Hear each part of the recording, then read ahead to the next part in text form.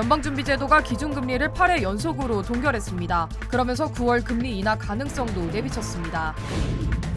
콜로라도주에서 한 대학 교수가 자신의 한인 아내와 생후 3개월도 되지 않은 딸을 살해한 혐의로 체포됐습니다.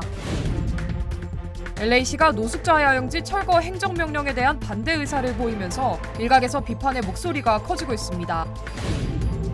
샌프란시스코가 마약 중독자들에게 중독 치료 완치 시 현금을 지급하도록 하는 프로그램을 추진한다고 밝혔습니다. 내일부터 미국에 입국하는 반려견들의 입국 규정이 강화됩니다. 여러분 안녕하십니까? 7월 31일 첫 소식입니다. 미국 중앙은행인 연방준비제도가 8번 연속 기준금리를 동결했습니다. 그러면서 9월에는 금리를 인하할 가능성을 내비쳤는데요. 뉴욕 증시는 일제히 상승했습니다. 뉴욕에서 임경아 특파원입니다. 이미 기준금리 동결을 예상하고 있었던 시장은 제롬 파월 연준 의장 기자회견에 집중했습니다. 다음 FOMC 정례 회의가 예정된 9월에 금리 인하를 시작할지가 관건이었는데 파월 의장은 논의될 수 있다고 말했습니다. The broad sense of the committee is that the economy is moving closer to the point at which it will be appropriate to reduce our policy rate. 왜 이번 달에 당장 금리 인하를 시작하지 않았냐는 질문에는 금리 인하 시점에 점점 더 가까워지고 있지만 아직 도달하지는 않았다고 설명했습니다. 연준은 최근 물가 상승률이 여전히 높다고 평가하면서 다소 높다는 표현을 추가했습니다. 노동시장에 대해서는 팬데믹 이전 상태, 즉 강하지만 과열되지 않은 상태로 돌아왔다고 평가했습니다. 실업률은 4.1%로 상승했지만 여전히 낮은 수준이라는 겁니다. 연준은 성명서나 기자회견에서 물가 상승률뿐 아니라 노동시장 둔화 위협에도 주의를 기울이고 있다는 점을 여러 차례 강조했습니다. We don't need to be 100% focused on inflation because of the progress we've made. We can afford to begin to dial back the restriction in our policy rate. 다만 기준금리를 올해 몇 차례 내릴지, 한꺼번에 얼마나 내릴지에 관해서는 아무것도 정해진 건 없다며 답을 피했습니다. 파월 의장이 이렇게 신중한 톤은 유지하면서도 9월 인하 가능성은 확실히 열어두자 뉴욕 증시 3대 지수는 일제히 상승했습니다. 다우존스는 0.24%, S&P 500은 1.58%, 나스닥 지수는 2.64% 올라 장을 마감했습니다. 뉴욕에서 MBC 뉴스 임경아입니다. 콜로라도주 덴버의 한 대학 교수가 한인 아내와 생후 3개월도 채 되지 않은 딸을 살해한 혐의로 체포됐습니다.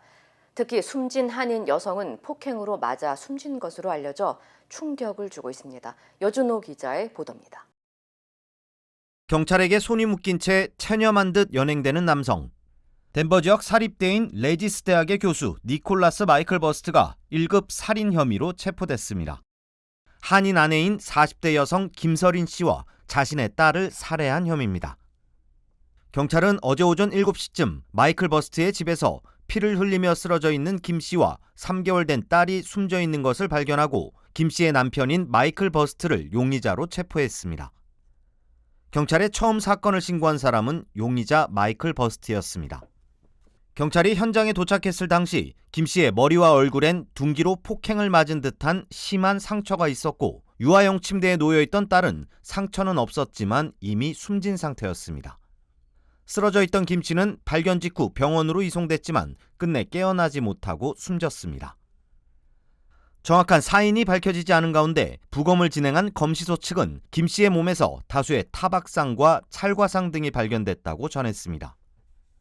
체포된 마이클 버스트의 손과 목 등 신체 부위에서도 다수의 긁힌 자국과 멍이 발견되고 집안 세탁 건조기에서 혈흔과 피가 묻은 장갑이 나오자 경찰은 마이클 버스트를 유력한 살해 용의자로 지목했습니다.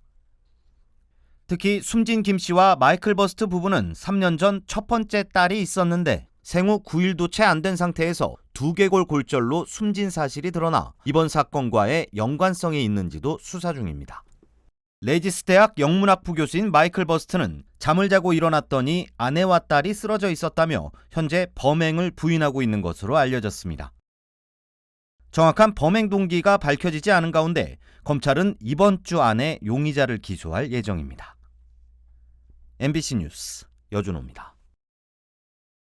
캘리포니아주가 노숙자 야영지를 철거하라는 행정명령을 내린 가운데 일부 지역은 이를 적극적으로 받아들여 노숙자 문제에 대응하는 반면 LA 당국은 이에 대해 반대하며 소극적인 움직임을 보여 일각에서 비판이 나오고 있습니다.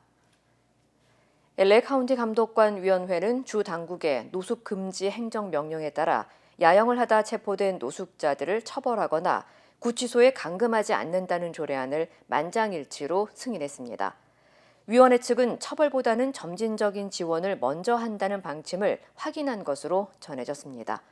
앞서 캐런 베스 LA 시장도 노숙자 야영지를 바로 치우지 않고 지원 서비스 확대에 따른 점진적인 노숙자 문제 해결을 강조한 바 있습니다.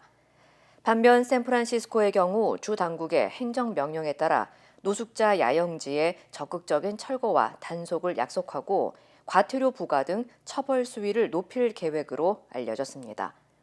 LA 당국이 노숙자 야영지 철거에 적극적으로 나서지 않자 캘리포니아 도시연합 LA 카운티 지부를 비롯해 린지 호바스 감독관 등 상당수의 카운티 관계자들과 주민들은 노숙자 문제가 가장 심각한 도시임에도 시 관계자들이 소극적인 정책으로 전국의 노숙자들을 더 불러 모으고 있다고 지적했습니다.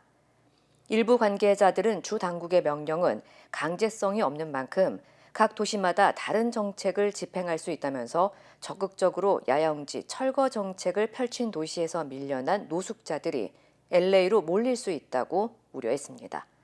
한편 LA 노숙자 서비스국에 따르면 LA시와 카운티 지역의 노숙자 수는 12만 명에 달하는 것으로 알려졌습니다. 한편 샌프란시스코에서는 치료를 받는 약물 중독자들에게 현금을 지급하도록 하는 방안을 추진 중입니다. 런던 브리드 샌프란시스코 시장과 맷 돌시 시의원은 적극적인 마약 치료와 회복을 위해 약물이 아닌 현금이라는 프로그램을 발표했습니다. 이 프로그램은 마약을 끊고 정기적인 약물 검사에서 음성 반응을 보인 중독자를 대상으로 한 주에 최대 $100를 지급하겠다는 내용을 골자로 하고 있습니다. 자격 대상은 약물 중독 진단을 받고 치료 중인 샌프란시스코 카운티 성인 지원 프로그램 참가자들입니다. This legislation will create a voluntary sobriety and recovery incentive that will offer eligible recipients of general assistance in San Francisco a bonus of up to $100 if they test negative for illicit drugs. 당국은 이번 법안이 잘못된 행동에 처벌을 가하는 것이 아닌 옳은 행동에 대한 보상을 주는 방식도 효과적일 수 있다며 중독자들의 자발적 치료 장려를 기대한다고 덧붙였습니다. 한편 해당 법안에 대한 청문회는 9월 중 열릴 것으로 예정됐으며 당국은 법안이 제정되면 구체적인 시행 방법과 지급 금액 상한선을 정할 것이라고 전했습니다. 내일부터 캘리포니아주의 렌트비 인상 상한선이 상향 조정됩니다. 캘리포니아주 세입자 보호법에 따라 8.8%였던 기존 렌트비 인상폭은 내일부터 8.9%로 변경됩니다. 세입자 보호법은 렌트비 인상률 상한선을 매해 4월 소비자 물가 상승률에 5%를 더해 최고 10%까지를 매년 8월 1일부터 1년간 적용하고 있습니다. 이에 따라 올해 4월 소비자 물가 지수가 3.9%를 기록하면서 렌트비 인상폭도 상승했으며 2025년 7월 31일까지는 건물주가 렌트비 인상폭을 8.9% 넘길 수 없습니다. 한편 이 같은 세입자 보호법 규정은 완공된 지 15년 이상 된 아파트가 주 대상이며 각 지방자치단체의 자체적 렌트 제한 규정을 받은 아파트나 일정 자격 요건을 갖춘 단독주택 등에는 해당되지 않습니다. 지난 5월 LA에서 정신질환을 앓던 한인 양용 씨를 경찰이 사살하면서 경찰의 과잉 대응 논란이 지속된 가운데 뉴저지주에서 비슷한 사건이 벌어졌습니다. 뉴저지주 검찰에 따르면 지난 28일 메인스트리트 피나클 아파트 단지에서 정신질환을 앓던 한인 여성의 가족이 경찰에 도움을 요청한 후 출동한 경찰이 여성에게 총격을 가하는 사건이 발생했습니다. 숨진 여성은 20대 한인으로 알려졌습니다. 검찰에 따르면 사건 직전 숨진 여성은 또 다른 여성과 함께 있었던 것으로 알려졌으며 숨진 여성의 친오빠로 추정되는 인물이 자신의 동생이 정신질환을 앓고 있고 병원에 데려가야 하는데 칼을 들고 있다면서 경찰에 도움을 요청한 것으로 전해졌습니다. 출동한 경찰은 들어오지 말라며 문을 열어주지 않는 여성과 대치를 이어가다 강제로 문을 열고 집 안으로 들어간 후 여성이 경찰에게 다가오자 가슴에 총을 쏜 것으로 알려졌습니다. 한편 뉴저지 한인사회는 이번 사건에 대해 애도를 표하고 경찰의 과잉 대응 여부 등에 대한 진상규명이 필요하다면서 한인사회 차원의 공동 성명을 발표하고 뉴저지 검찰 측에 경찰에 대한 철저한 조사를 요구할 계획이라고 밝혔습니다. 펜실베니아주의 한 편의점에서 자신을 검사관이라고 사칭하며 직원들에게 위협을 가한 남성이 기소됐습니다. 마운트 올리버 경찰국은 지난 19일 브라운즈빌 비어 앤 컨비니언스 스토어 매장에서 자신을 공무원이라고 속이며 직원들에게 위협을 가한 혐의로 48세 도널드 브랜차드를 체포했다고 밝혔습니다. 당시 브랜차드는 자신이 해리스버그에서 파견된 주정부 요원이며 매장 조사를 위해 파견됐다고 말하고 실제로 공무원처럼 보이는 옷과 배지를 달고 있었던 것으로 알려졌습니다. 이후 블랜차드는 직원들에게 사업자 등록증과 신분증을 강제로 요구하거나 뒷방으로 가라며 소리를 쳤고 심지어 매장 업주에게는 미성년자에게 담배를 판매했다며 $10,000를 지불하거나 감옥에 갈지 선택하라는 등 위협적인 모습을 보인 것으로 알려졌습니다. 경찰 조사 결과 블랜차드의 신원은 모두 거짓이었으며 과거 불법 구금 등 범죄 전과가 있었던 것으로 드러났습니다. 한편 블랜차드는 현재 불법 구금과 공무원 사칭 혐의로 기소된 상태입니다. 미국에 입국하는 반려견들의 입국 규정이 강화될 전망입니다. 연방질병통제예방센터 CDC는 광견병 확산을 막기 위해 반려견들 입국 시 필요한 서류와 의무사항 등을 내일부터 변경한다고 밝혔습니다. 변경 사항에 따르면 견주들은 입국 전 반드시 온라인을 통해 반려견의 정보를 담은 서류를 제출해야 합니다. 또 입국하는 반려견의 연령이 6개월 이상이어야 하며 국제 표준화 기구인 ISO의 규격에 맞는 마이크로칩 이식이 요구됩니다. 특히 만약 반려견이 광견병 백신 접종을 받지 않고 지난 6개월간 콜롬비아나 태국 등 광견병 고위험 국가에 머물렀다면 미국에 입국할 수 없습니다.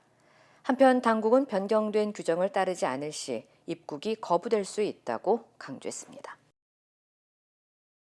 지난 주말 애나하임 디즈니랜드 근처를 방문한 관광객이 홍역 확진을 받으면서 당국에 비상이 걸렸습니다. 오렌지 카운티 보건당국은 감염된 관광객은 지난 27일과 28일 사우스 애나하임의 월마트와 글로벌 메디컬 센터 응급실 그리고 카텔라 애비뉴에 위치한 CBS를 방문했다며 이곳을 방문했던 주민들의 각별한 주의를 당부했습니다. 친시오웡 오렌지 카운티 보건 관계자는 홍역 바이러스가 증상 전후 4일 동안 전염성이 높다고 강조하고 증상이 나타날 경우 실내에 머무르고 즉시 의료기관에 연락할 것을 권고했습니다. 미국 병원협회는 애나하임 글로벌 메디컬 센터와 협력해 병원에 있던 유아와 임산부 등 면역체계가 약한 사람들에게 홍역 노출 가능성을 경고하고 특별관리에 들어갔다고 전했습니다. 한편 홍역은 전염성이 강한 질병으로 발열과 기침, 결막염, 피부 발진 등이 나타나며 심하면 사망에 이를 수 있습니다. 현대자동차가 미국에서 에어백 작동 등 문제가 있는 일부 차량을 리콜합니다. 연방도로교통안전국은 현대차 2024년식 산타페와 산타페 하이브리드 일부 제품의 에어백과 전기 시스템을 시정하기 위해 북미 지역에서 5만여 대를 리콜한다고 밝혔습니다. 해당 차량은 내부 배선 문제로 인해 에어백이 의도하지 않았는데도 펼쳐지거나 사고가 났을 경우 작동하지 않을 수 있다고 설명했습니다. 또 이와 별도로 현대차는 미국에서 2010년에서 2013년식 구형 제네시스 쿠페 12,600여 대도 리콜하기로 했습니다. 이들 차량은 일부 부품이 손상돼 시동을 걸 때 차량의 움직임이 발생할 수 있다며 해당 부품을 교체할 예정입니다.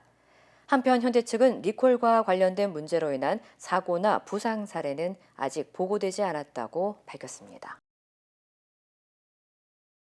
플로리다 주의 한 주택에서 누군가 불을 질러 집안에 있던 성인 4명과 반려견이 모두 숨지는 사건이 발생했습니다. 힐스버러 카운티 셰리프국에 따르면 오늘 새벽 12시 직후 플랜트시티의 한 주택에서 화재가 발생했다는 신고가 접수됐습니다. 현장에 출동한 소방국은 20분 만에 화재를 진압했지만 집안에서 성인 4명과 반려견 3마리가 숨진 채 발견됐다고 밝혔습니다. 경찰은 화재가 발생한 주택 인근에서 방화범으로 추정되는 25살의 숀 고셋을 체포한 가운데 이후 고셋이 주택에 불을 지른 사실을 인정했다고 밝혔습니다. 이 남성은 라이터로 종이 타월에 불을 붙여 화재를 일으켰다고 진술했으며 경찰은 남성이 숨진 피해자들과 함께 거주하며 친분이 있던 사이로 추정된다고 전했습니다. Our deputies located a suspect adjacent to the residence. His name is Sean Gossett. Our detectives responded, and through investigative means, Sean Gossett admitted to intentionally setting a fire in that home. 한편 고셋은 1급 방화, 4건의 살인, 그리고 3건의 동물 학대 혐의 등으로 기소된 상태며 경찰은 용의자의 정확한 범행 동기와 사건 경위를 조사 중입니다. 힘들고 어려울 때 실력 있는 변호사가 필요하십니까? 60년 역사의 대형 로펌 KMFM 로펌의 최미수 변호사와 함께하세요. 교통사고, 민사법, 형사법, 가정법 등 풍부한 경험과 최고의 실력으로 완벽하게 도와드립니다. 최고의 보상을 책임지는 실력 있는 대형 로펌, 도움이 필요할 때 강한 힘이 되는 변호사 KMFM 로펌 최미수 변호사 213-427-2350. 이루고 싶은 꿈이 있나요? 오늘의 도전이 PCB의 능력을 만나면 내일의 더 큰 가능성이 되니까. 오늘의 Feasibility, 내일의 Possibility. 만나보세요. Possibility Elevated. PCB뱅크. 파리 올림픽 첫 주 한국 선수들의 선전 소식이 들려오고 있는데요. 올림픽 특수를 노리는 업계들이 다양한 아이디어로 마케팅 경쟁을 펼치고 있습니다. 이면주 기자입니다. 편의점에 진열된 치킨과 김밥. 자세히 보면 포장에 글귀가 써 있습니다. 힘내라 대한민국, 국가대표. 우리나라와 선수를 응원하는 문구인데 소비자들은 자연스레 올림픽을 떠올립니다. 파리올림픽이 이제 심야 시간에 경기가 진행되다 보니까 응원하기 위해서 맥주나 치킨 같은 거를 사러 편의점에 자주 오게 되는 것 같습니다.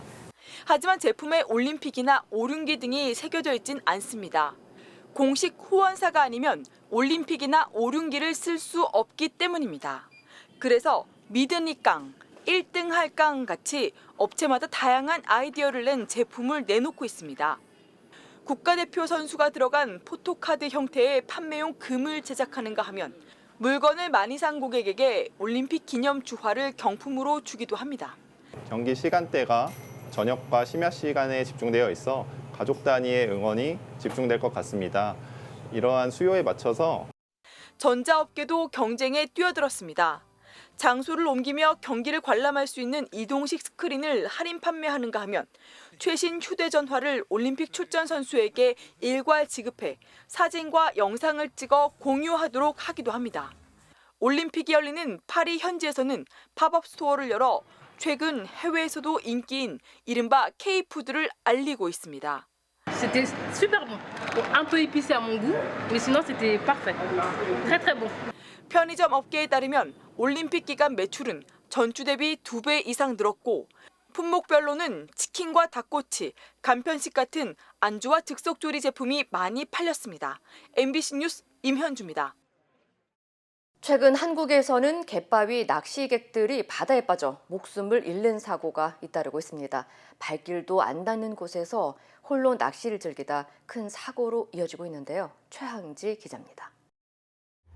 여수 백야도 인근 바다에 한 남성이 물에 떠 있습니다. 구조대원이 헤엄쳐 접근합니다. 감길까요? 네. 이 남성은 심정지 상태로 병원으로 이송됐지만 결국 숨졌습니다.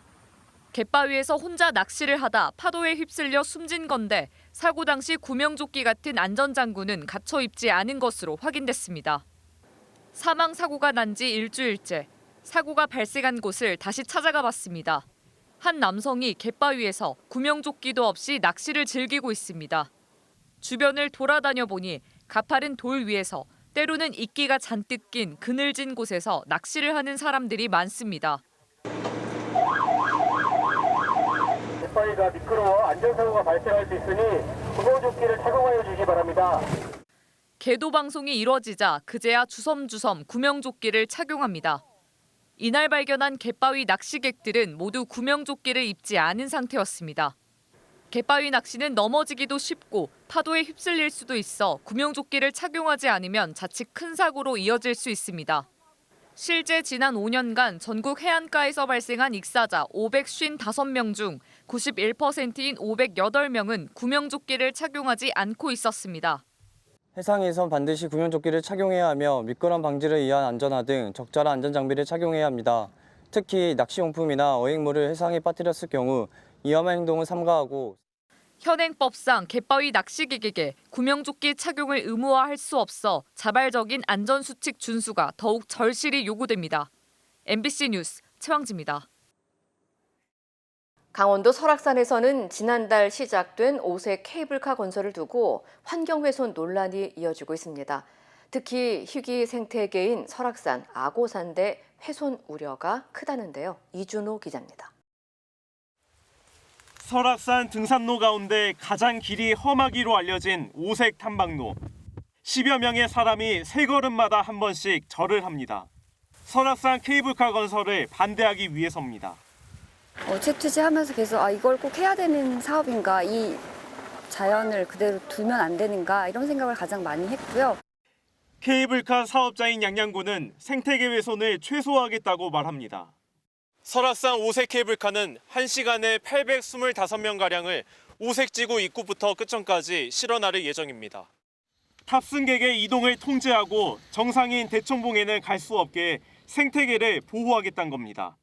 하지만 과거 덕유산 등의 사례처럼 운영 지침이 바뀔 수도 있어 환경 분야 전문가들의 우려가 큽니다.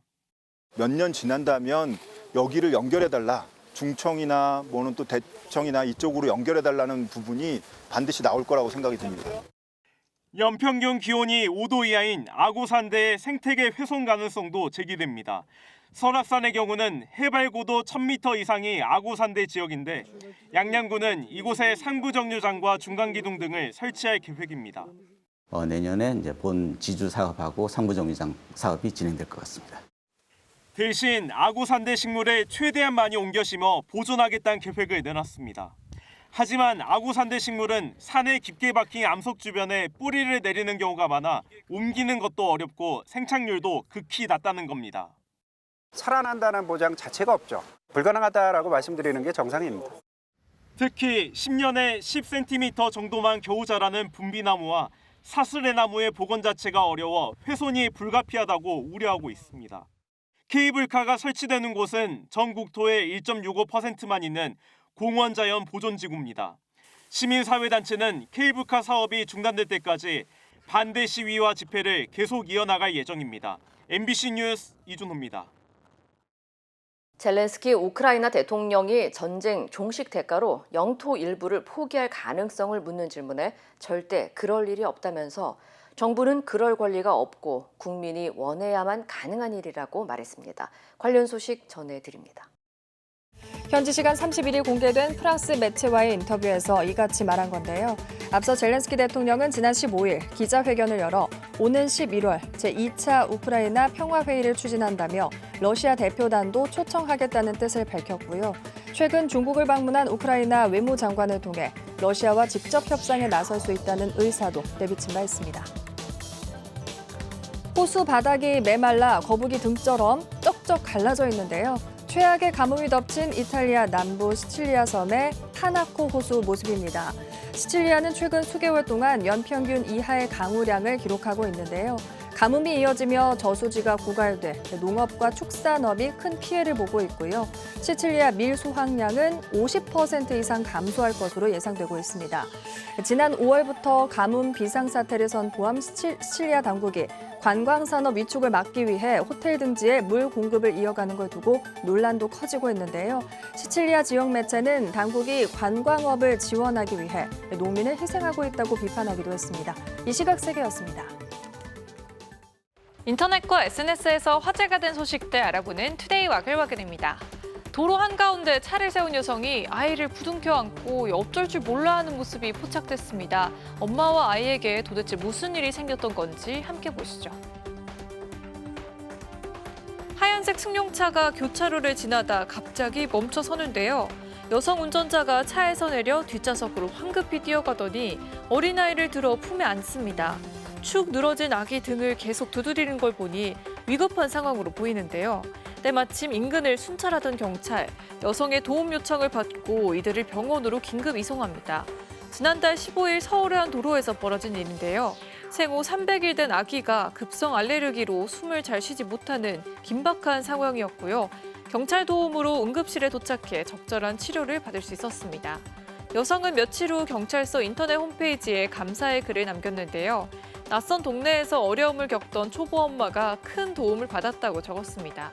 누리꾼들은 경찰의 빠른 판단과 길을 터준 운전자들 덕에 아이가 무사할 수 있었다는 반응을 보였습니다. 도로를 달리던 차 한 대가 갑자기 중앙선을 넘어 마주오던 차량을 들이받습니다. 두 차 모두 앞부분이 크게 부서질 정도로 충격이 컸는데요. 뒤도 돌아보지 않고 빠른 걸음으로 인도를 가로지르는 남성. 사고를 낸 운전자였습니다. 도주 현장을 지켜보던 한 시민, 뭔가 상황이 잘못됐다는 걸 직감한 듯하죠. 운전자가 향한 곳을 한참 바라보고요. 화면에는 잡히지 않았지만 이 시민 곧바로 뒤를 쫓았고 도주 운전자를 직접 붙잡아 경찰에 넘겼습니다. 지난 5월 수원 권선구의 한 도로에서 벌어진 일인데요. 뺑소니 운전자는 당시 불법 체류자 신분에 마약 검사에서도 양성 반응이 나왔습니다. 누리꾼들은 불법 체류 신분이라 범행 현장을 빠져나갔다면 검거도 쉽지 않았을 거라며 한 시민의 용기에 찬사를 보냈습니다. 인도에서 물건을 훔치려고 호텔에 침입했던 도둑이 오히려 돈을 놓고 가는 황당한 일이 벌어졌는데요. 무슨 일이 있었을까요?